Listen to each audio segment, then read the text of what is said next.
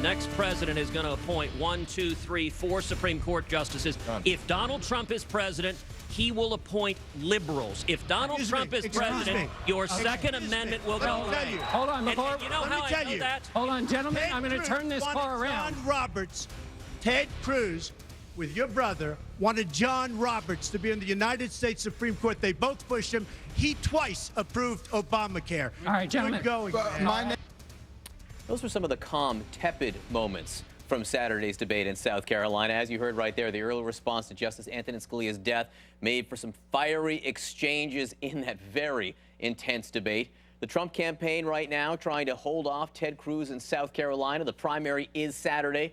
Joining us now is Katrina Pierson, a spokesperson for the Trump campaign. Katrina, thanks for being with us.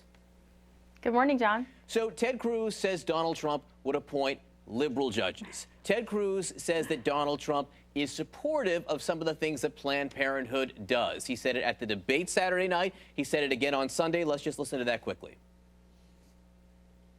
Donald Trump is not a conservative. For his entire life, he has been self-described very, very pro-choice. He supported partial birth abortion. You know, yesterday, he defended Planned Parenthood and federal taxpayer funding for Planned Parenthood on the debate stage. George, have you ever seen a Republican on a Republican debate stage defending taking federal taxpayer money and giving it to Planned Parenthood? He said he thinks they do terrific things.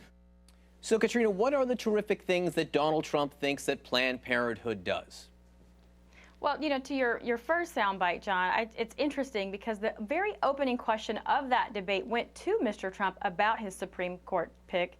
And that was Dianne Sykes. That is not a liberal. And Senator Cruz just took that opportunity to try and make his case, trying to make a play for South Carolina. But secondly, with regard to Planned Parenthood, Mr. Trump has said that, you know, Planned Parenthood does do cervical cancer screenings. And that is a good thing when you are a poor single mom in a neighborhood that doesn't have access to these other clinics. However, Mr. Trump is wholeheartedly against abortion funding, and we do know that if Planned Parenthood does continue to receive federal funds from the government, those funds are fungible. So there has to be a way to say, look, no more abortions or go start a different clinic. The federal government should not be funding abortions, You do understand, though, that Donald Trump's position on Planned Parenthood, saying they do good things even for cervical cancer, puts him in a different place than these other candidates who are running in South Carolina right now, just 5 days before the primary.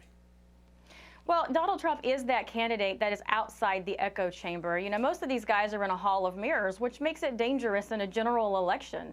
You can talk about life-saving things like cervical cancer screenings without talking about leaving poor women unattended and still being against abortion. And that's one of the things that Mr. Trump has done in this situation. You have political talking points, you have rhetoric coming out of the far right who want to just ignore the fact that there are poor women who need cervical cancer screenings, maybe not by Planned Parenthood, but however, some of those clinics are not in those areas. And Mr. Trump is simply just stating that. Katrina? That's what he talks about when he refers to women's health. Katrina, you just referred to the far right. Just for point of reference here, does Donald Trump consider himself to be part of the far right? Well, Donald Trump is a conservative. Donald Trump does not support abortion. He is supportive of traditional marriage, and he wants to get back to limited government and sensible common sense spending. So that is a Republican position. But you have those like Senator Cruz who just use Planned Parenthood as a talking point. Is Ted Cruz, but to Mr. Trump's point, further right than Donald Trump? Ted Cruz is speaking further right than Mr. Trump. I mean, we are talking about a campaign that is hardly unrecognizable at this point on Senator Cruz's side. But I'll also say this to Mr. Trump's point. When we're talking about Supreme Court judges which do things like gay marriage and Obamacare, Mr. Trump is absolutely right. Senator Cruz wrote an op-ed in the National Review praising the methodology of John Roberts, praising his ability as a Harvard lawyer, being a lawyer's lawyer and a conservative, and he gave us Obamacare. On another issue, which there is a dividing line between many in the Republican Party and Donald Trump, it's George W. Bush in his role before, during, and after the September 11th attacks. Does Donald Trump believe that George W. Bush tried to keep America safe? Mr. Trump believes that 9/11 did happen under George Bush's watch, and we can't say that the president is in charge and the buck stops with the president unless it's somebody that I like. Number one. Number two, there were lives lost on that day. Number three, when you look at Mr. Trump's guidelines for safety, they are very much different than George Bush's or Jeb Bush's or Ted Cruz's. Mr. Trump is the only one running for president today that wants to stop illegal immigration, period. He's the only one that wants to stop and halt immigrants coming in from hostile Muslim nations, fix the visa program system. So for Donald Trump's standards of safety, then absolutely he does not feel like George Bush kept us safe. Does it concern you, as someone who has spoken out for conservative causes over the last several years, that when Donald Trump says that Bush lied, which he said on the debate stage, that sounds like some of the rhetoric you hear from groups like Code Pink? Bush lied, people died. Is Donald Trump closer to them than he is to the Republican Party on the issue of George W. Bush's legacy? No, not at all. What this is, John, is you have the government agencies who had information, who may or may not have given it to George Bush, and George Bush said it. Now, did we find out after the fact that that was not true? Yes, we did. And I think everyone agrees now that there were no weapons of mass destruction.